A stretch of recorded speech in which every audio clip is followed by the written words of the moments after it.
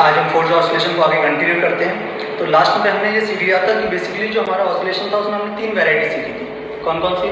सबसे पहला देखा था नेचुरल फ्रीक्वेंसी, नेचुरल वाइब्रेशन, दूसरा डैम्प्ड हार्मोनिक मोशन और थर्ड फोर्स्ड ऑसिलेशन। तो नेचुरल मैंने बता दिया। अच्छा, नेचुरल फ्रीक्वेंसी के ऊपर थोड़ी सी बात ये कर लेते हैं कि हर एक सिस्टम की, जो भी सिस्टम होता है, हर एक सिस्टम की खुद की एक नेचुरल फ्रीक्वेंसी होती है। ठीक है, जैसे हमारी जो बिल्डिंग है, इस बिल्डिंग की खुद की एक नेचुरल फ्रीक्वेंसी है। अब ऐसा मत सोचना कि ये बिल्डिंग आपको वाइब्रेट होती नजर आएगी, है ना, बट इसमें जो मटेरियल यूज़ हुआ या फिर इसका जो शेप है, उसकी वजह से खुद की एक इसकी नेचुरल खुद की एक फ्रीक्वेंसी है। उस फ्रीक्वेंसी को क्या बोलेंगे? नेचुरल फ्रीक्वेंसी बोलेंगे। क्लियर? ओके। उसके बाद हमने देखा था डैम्पिंग, है ना। फिर अब पढ़ रहे थे हम फोर्स्ड ऑसिलेशन। फोर्स्ड ऑसिलेशन का प्रैक्टिकल लाइफ में जो सबसे अच्छा एग्जांपल है वो है, वो हम गाँव में वो देखें झूले होते हैं। तो उसमें क्या होता है कि जैसे हम जब छोटे होते हैं तो पीछे से कोई हमें फोर्स लगा रहा होता है। आप सोचो अगर आप खुद से मूव करने की कोशिश करोगे तो थोड़ी देर के बाद क्या होगा कि डैम्पिंग की वजह से वो झूला रुक जाएगा। बट उसमें होता क्या था, पीछे एक पर्सन खड़ा होता था और आप जब खड़े हुए हो, पीछे कोई पर्सन खड़ा हुआ है तो वो एक फोर्स लगा रहा है, फिर आप आगे जा रहे हो, वापस आ रहे हो, फिर से वो फोर्स लगा रहा है, फिर आप आगे जा रहे हो, वापस आ रहे हो। तो जो फोर्स लगाने वाला पर्सन है, इस पर्सन की फ्रीक्वेंसी के अकॉर्डिंग ही आप मोशन में आते हो। पहली चीज समझ आई? ओके। एंड ये जो फोर्स लग रहा है, जो बाहर से एक्सटर्नल फोर्स प्रोवाइड कराया जा रहा है, ये फोर्स कैसा है? पीरियडिक है, क्योंकि ये फिक्स टाइम इंटरवल के बाद वर्क कर रहा है। क्लियर? तो बेसिकली जो हमारा फोर्स्ड ऑसिलेशन है, उस फोर्स्ड ऑसिलेशन में 3 चीज़ें वर्क कर रही हैं। कौन कौन सी? एक तो देखो, जब हमने सिंपल हार्मोनिक मोशन पढ़ा था तो क्या था? -kx। फिर हमने डैम्प्ड पढ़ा तो उसमें क्या ऐड हो गया? -vv। तो उसकी इक्वेशन क्या बनी थी? F = -kx - vv। अब इसमें एक और चीज़ ऐड हो गई। क्या चीज़ ऐड हो गई? कि इसमें एक्सटर्नल पीरियडिक फोर्स भी वर्क कर रहा है। ठीक है, मान लो जो एक्सटर्नल पीरियडिक फोर्स है F एक्सटर्नल, वो है F0 cos omega b × t। ठीक है, ये cos ओमेगा b × t जो लिखा, कैसे, क्या ऐसा क्यों लिखा हमने? क्योंकि ये फोर्स कैसा होना चाहिए? पीरियडिक फोर्स होना चाहिए, फिक्स टाइम इंटरवल के बाद खुद को ये रिपीट करना चाहिए। Okay. And omega d is what? Omega d is driving frequency.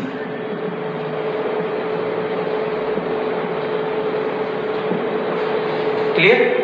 In short, इस टाइप के ऑसिलेशन में 3 चीजें वर्क करेंगी। तो अगर मैं नेट फोर्स की बात करूं तो नेट फोर्स लगेगा -kx - vv, नेचुरल फ्रीक्वेंसी की वजह से, डैम्पिंग की वजह से, और external force that is F0 cos omega d × t। Got my point? Okay. इस F0 को हम क्या लिख सकते हैं? इसको लिख सकते हैं m d2x/dt², इसको इधर लेके आओ, plus v dx/dt plus kx = F0 cos omega d × t। Clear? Okay. m से डिवाइड कर देता हूँ यहीं से, तो यहाँ पर आ जाएगा, ये यहाँ पर आ जाएगा। हर एक डिफरेंशियल इक्वेशन का सॉल्यूशन हुआ करता था। याद करो, जब हमने सिंपल हार्मोनिक मोशन पढ़ा था तो वहाँ डिफरेंशियल इक्वेशन आई थी। सिंपल हार्मोनिक पहला केस, तो वहाँ इक्वेशन क्या आई थी? d2x/dt² plus k/m × x = 0। तो उसका जनरल सॉल्यूशन क्या आया था?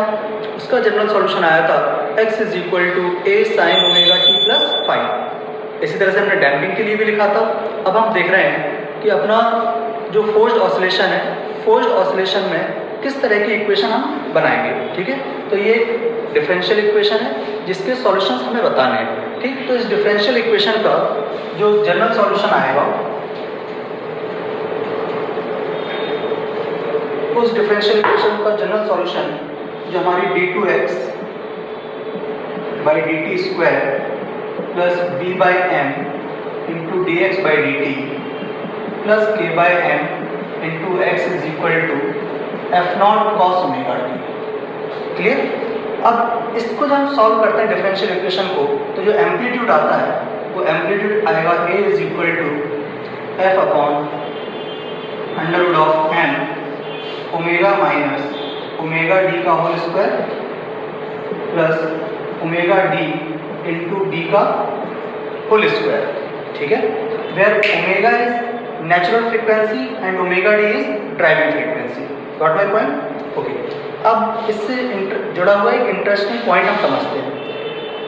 अब देखिए कि जब ओमेगा डी और ओमेगा इक्वल हो जाएंगे तो क्या होगा, ये जो एम्पलीट्यूड होगा, ये एम्पलीट्यूड सडन बहुत इंक्रीज हो जाएगा। क्लियर? तो जब ये बहुत ज़्यादा इंक्रीज हो जाएगा, ऐसा हमारे प्रैक्टिकल लाइफ में होता है। जैसे मैं आपको बताऊं, ये एम्पलीट्यूड, इसमें एक केस समझते हैं। क्या केस है कि if omega is equal to omega D, means जो ओरिजिनल फ्रीक्वेंसी है, नेचुरल फ्रीक्वेंसी है, अगर वो ड्राइविंग फ्रीक्वेंसी से मैच कर जाती है, अगर वो मैच कर जाएगी तो क्या होगा, इसका एम्पलीट्यूड देखो क्या बहुत ज़्यादा हो जाएगा, क्योंकि अगर ये इक्वल हो गई तो ये वैल्यू क्या हो जाएगी, जीरो। और अब ये वैल्यू जीरो हो जाएगी तो जो एम्पलीट्यूड होगा वो एम्पलीट्यूड क्या हो जाएगा, A is equal to F upon omega D into B. Clear? अब प्रैक्टिकल लाइफ में एक बात समझते हैं। वर्ल्ड वॉर सेकंड जब हुआ था उस टाइम पर एक्चुअली क्या होता है कि जो हमारे आर्मी ऑफिसर्स होते हैं, जो हमारी आर्मी होती है, वो कई ब्रिज पे क्या लेफ्ट राइट वो मार्च करते हुए जाते हैं। तो उस केस में क्या होता है कि अगर उनकी फ्रीक्वेंसी, उनका जो मार्च करते हैं उसकी फ्रीक्वेंसी उस ब्रिज की फ्रीक्वेंसी से मैच कर जाए, तो सोचो जो ब्रिज होगा, ब्रिज की खुद की नेचुरल फ्रीक्वेंसी है, और अगर उन सारे ऑफिसर्स की फास्ट जो वो मूव कर रहे हैं उसकी फ्रीक्वेंसी और उस ब्रिज की फ्रीक्वेंसी मैच कर जाएगी, तो क्या हो जाएगा कि जो हमारा ब्रिज होगा वो ज़्यादा एम्पलीट्यूड से मूव करने लगेगा। क्लियर? तो उसकी वजह से उसकी गिरने के चांसेस काफ़ी बढ़ जाते हैं। ठीक है, इस केस को बोलते हैं रेजोनेंस। क्लियर मेरी बात? क्या है रेजोनेंस का मतलब? रेजोनेंस का मतलब सिर्फ इतना सा है कि अगर किसी भी सिस्टम की जो ओरिजिनल फ्रीक्वेंसी है और उस पर जो बाहर से कोई एक्सटर्नल प्रेडेक्ट फोर्स लग रहा है उसकी फ्रीक्वेंसी मैच कर जाएगी तो एम्पलीट्यूड सडन बहुत इंक्रीज कर जाएगा, इसे ही रेजोनेंस कहते हैं। इसीलिए जब भी आर्मी ऑफिसर्स किसी पुल या ब्रिज को क्रॉस करते हैं, अब तो नहीं पहले करते हैं, तो उनको ये परेड करने से मना कर दिया जाता है, क्योंकि अगर ऐसा होगा तो वो मार्च करेंगे तो उन सबकी जो फ्रीक्वेंसी होगी, अगर वो फ्रीक्वेंसी ब्रिज की फ्रीक्वेंसी से मैच कर गई, अगर मैच कर जाएगी तो ब्रिज जो होगा वो ब्रिज किसकी फ्रीक्वेंसी से फिर ऑसिलेट होने लगेगा, एक बड़ी फ्रीक्वेंसी से, बड़े एम्पलीट्यूड से ऑसिलेट होने लगेगा, और जैसे ही बड़े एम्पलीट्यूड से ऑसिलेट होगा वो ब्रिज कोलैप्स कर जाएगा। Got my point? समझ आया आपको? ओके, तो आप ये नोट कर लो। तो ये अपना कंप्लीट हो गया फोर्स्ड ऑसिलेशन। क्लियर है? आगे बढ़े।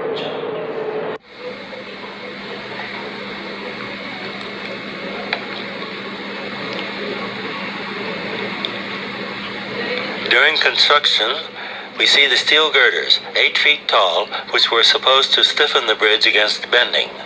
However, some up and down vibration was observed during the entire useful life of the bridge. Here's opening day.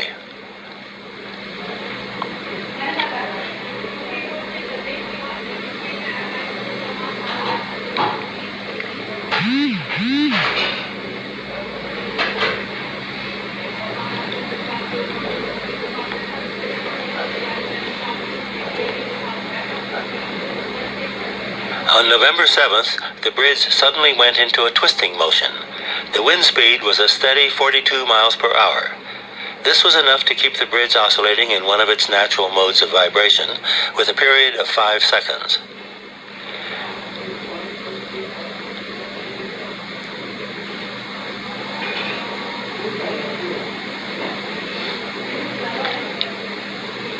A professor of engineering went out to see what had happened.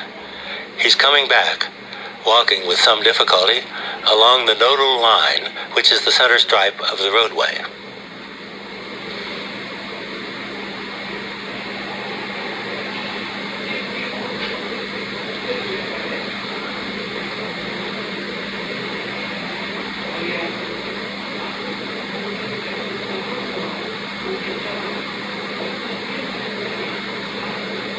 It's remarkable that the girders were this flexible.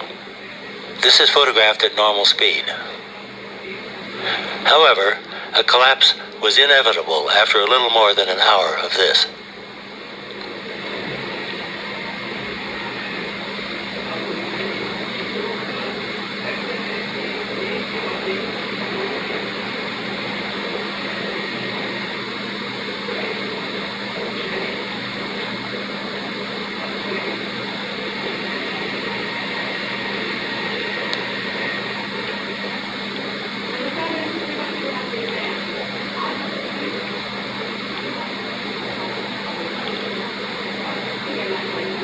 The car had been abandoned earlier.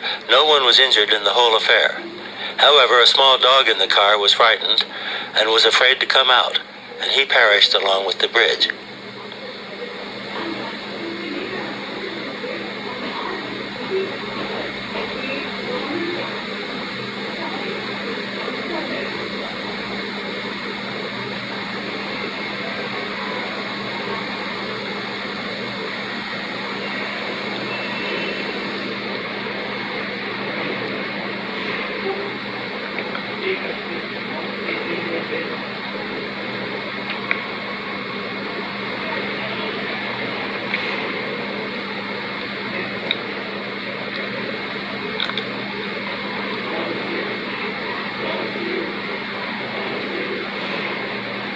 The bridge was rebuilt using a stiffening truss instead of girders. The new bridge is completely stable.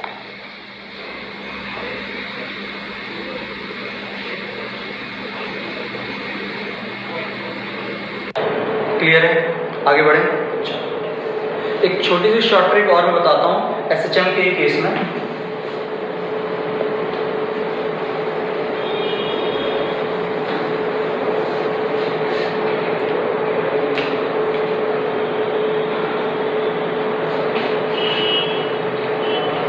इस short trick को आपको directly याद रखना है, exam में question आया तो आपको अप्लाई कर देना है, ठीक है। डेरिवेशन मैंने कराया हुआ ऑल दो फील्ड में, बट ऐसे कोई वी शेप का ट्यूब है और इसमें लिक्विड भरा हुआ है,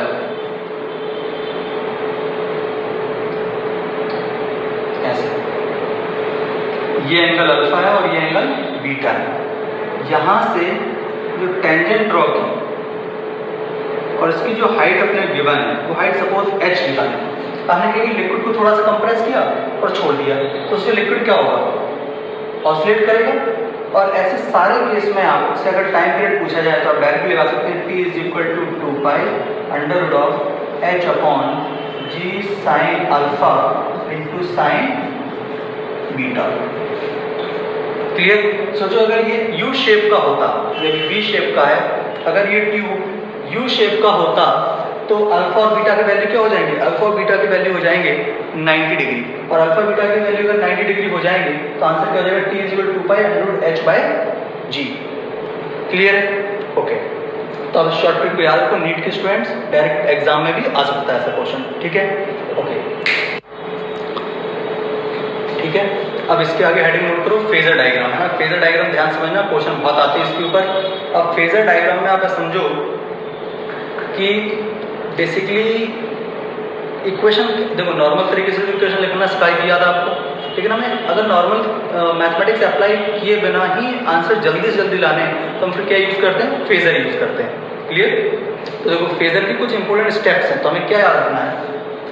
सबसे पहले हम क्या करते हैं, एक सर्कल ड्रॉ करते हैं, ठीक है, लाइन बनाते हैं ऐसे, ये अपना क्या हो जाएगा प्लस है, ये अपना क्या हो जाएगा माइनस है। क्लियर? और कैसे मूव करना है, क्लॉकवाइज मूव करना है, ठीक। अब मान लो कि आपसे अच्छा कई वैरायटी के क्वेश्चन आ सकते हैं कि आपको बताना है कि पार्टिकल यहाँ से यहाँ कितने टाइम में पहुँचेगा, मीन पोजीशन से एक्सट्रीम पे कितने टाइम में पहुँचेगा, एक्सट्रीम से a/2 पे कितने टाइम में पहुँचेगा। तो मैं 2 क्वेश्चन कराऊंगा, ठीक है, एक अभी करा देता हूँ, मतलब अभी कराऊंगा, बट आप पहले खुद से करके देखेंगे, ठीक है। ओके, मान लो कि हमारा जो क्वेश्चन था वो क्वेश्चन ऐसा आ गया कि आपसे बोला गया कि ये मीन पोजीशन है और आपको a/2 से a पर जाना है, तो यहाँ से यहाँ तक जाने में कितना टाइम लगा ये आपको बताना है।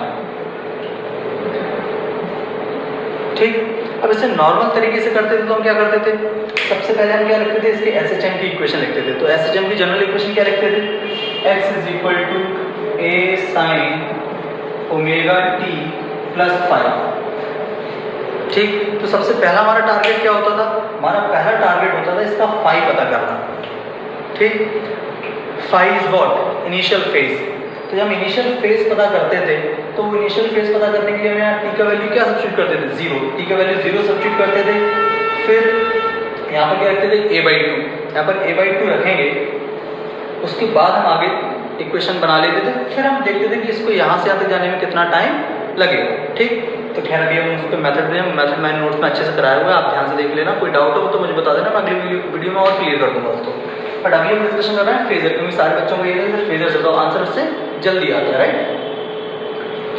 अब हमें क्या करना है, हम कहाँ पर है, a/2। तो आप देखो फेजर में a/2 कहाँ पर आया, ध्यान से देखो अच्छे से। क्या फेजर में a/2 यहाँ कहीं आ रहा होगा, ये अपना a/2। अब क्या करना है, इससे एक लाइन ड्रॉ कर देंगे। अब इस लाइन ने सर्कल को कितनी जगह कट किया, 2 जगह, तो ये और एक तो ये। अब आंसर तो एक ही है, वो कैसे पता चलेगा, वो पता चलेगा कि पार्टिकल कहाँ मूव कर रहा है। इस क्वेश्चन में देखो ये मीन पोजीशन है, पार्टिकल मीन पोजीशन से अवे जा रहा है। अगर ऐसे आ रहा हो तो मीन पोजीशन की तरफ आ रहा हो, तो अभी मीन पोजीशन से अवे जा रहा है। अगर मीन पोजीशन से अवे जा रहा है तो आप इस और इस पॉइंट में ध्यान से देखो, घूमना कैसा है, क्लॉकवाइज। ठीक है, तो आप ये देखो कि कौन सा मीन पोजीशन से अवे, ध्यान से देखो। अगर ऐसे मूव करोगे, ये ऐसे है और ये ऐसे है, तो क्या ये वाला टुवर्ड्स द मीन पोजीशन है और ये away from the mean position है। Clear, okay. तो ये हमारा आंसर है। अब क्या करना है, ऐसे ज्वाइन करा दो इस लाइन को। सर्कल का रेडियस क्या है, a, तो यहाँ से यहाँ तक का लेंथ भी क्या हो जाएगा, a, और ये लेंथ कितनी है, ये तो a/2 है। तो क्या ये एंगल रियलिटी में आपको कहाँ से कहाँ आना है, यहाँ से यहाँ आना है। ठीक है, तो ये एंगल एज्यूम कर लिए थीटा। अब ये एंगल तो पता कर ही सकते हैं, cos थीटा अप्लाई कर देंगे तो cos थीटा इक्वल टू क्या हो जाएगा, cos theta equal to base upon hypotenuse. और अगर बेस अपॉन हाइपोटेनस हो गया तो थीटा का वैल्यू कितना हो जाएगा, हाफ, और cos थीटा में हाफ कितने का वैल्यू, 60 डिग्री है। 60 डिग्री मतलब π/3। तो बेसिकली जब ये यहाँ से यहाँ पहुंचेगा तो π/3 एंगल ट्रेवल करने के पहुंचेगा। अब अगर π/3 एंगल ट्रेवल करना है और ये घूम कितने से रहा है, ओमेगा एंगुलर फ्रीक्वेंसी कांस्टेंट है वो, तो हम क्या लिखते थे, theta is equal to omega T. Omega मतलब 2π/t इंटू स्मॉल टी, इससे कैंसिल आउट हो गया, तो small T is equal to क्या हो गया, t/6। क्लियर है, कोई रॉकेट साइंस, नॉर्मल से क्वेश्चन है। ठीक, मान लो इसमें आपको ये तो कौन सा क्या हो गया, टाइम, कौन सा टाइम कि पार्टिकल को a/2 से a तक जाने में कितना टाइम लगेगा। मान लो मैं इसमें आपसे इस पार्टिकल के SHM की इक्वेशन लिखवा देता हूँ। मैं ये बोलता था कि t = 0 पर पार्टिकल यहाँ से स्टार्ट हो, ठीक है, और इसके SHM की इक्वेशन लिख के दिखाओ। तो आपको क्या लिखना, कर याद करो, इक्वेशन भी लिख देता हूँ, इक्वेशन ऑफ SHM। लॉजिकली सोचो, स्क्रीन स्टॉप करो, खुद से सोच के देखो क्या है, t = 0 पर यहाँ पर तो देखो ये एंगल कितना है, 60 डिग्री, तो ये एंगल कितना है, 30 डिग्री। तो ये मीन पोजीशन से कितना आगे, 30 डिग्री, मतलब π/6। तो क्या यही तो हमारा इनिशियल फेज हुआ करता था। ठीक है, तो सोचो इसकी इक्वेशन क्या हो जाएगी, इसकी इक्वेशन हो जाएगी y = a sin ωt plus 30 degree या फिर π/6, where π/6 is initial phase।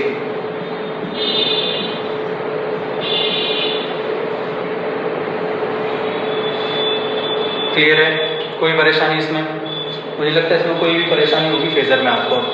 ठीक है, तो आप अच्छे से समझना, कोई डाउट हो तो फिर मुझे पूछना, मैं फिर बता दूंगा। क्वेश्चन, एक क्वेश्चन और करके दिखा दो आप जल्दी से, टाइम पास है, मैं आपसे बोल देता कि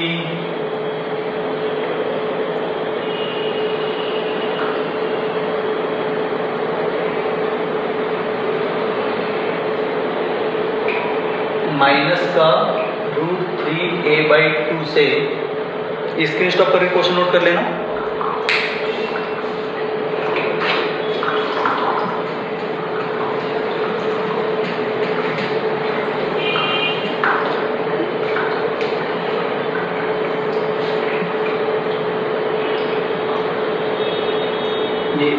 ये मीन पोजीशन है और माइनस √3a/2 से मैं पूछा आपको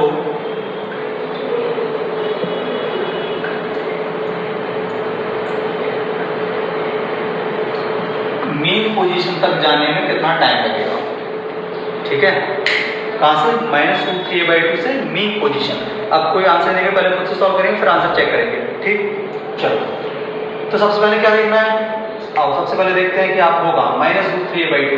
तो -√3a/2, तो आप सोचो -√3a/2 कहाँ पर होगा आपके लिए? -√3a/2 हमारे लिए क्या लेफ्ट साइड में होगा? और अगर लेफ्ट साइड में होगा यहाँ ये -√3a/2 हो गया। अब देखो कहाँ जा रहे हो? मीन पोजीशन की तरफ। तो ये ऐसे जा रहा है और ये ऐसे जा रहा है। तो आपको बात समझ आ गई? क्या ये अपना आंसर है? ये आंसर है, तो इसको ऐसे ज्वाइन करो और आपको पहुंचना कहाँ है? मीन पोजीशन पर। तो ये अपनी मीन पोजीशन है, मतलब आपको बेसिकली ये एंगल ट्रेवल करना है। तो आप क्या करो, आप ये एंगल निकाल लो और 90 में से माइनस कर देना, तो ये एंगल आ जाएगा। तो cos θ इक्वल टू क्या लिखेंगे? cos θ इक्वल टू लिखेंगे बेस, दैट इज √3a/2 और हाइपोटेन्यूज a। तो cos θ इक्वल टू क्या हो जाएगा? √3/2। और cos θ √3/2 कितने का वैल्यू? 30 डिग्री का। 30 डिग्री मतलब π/6।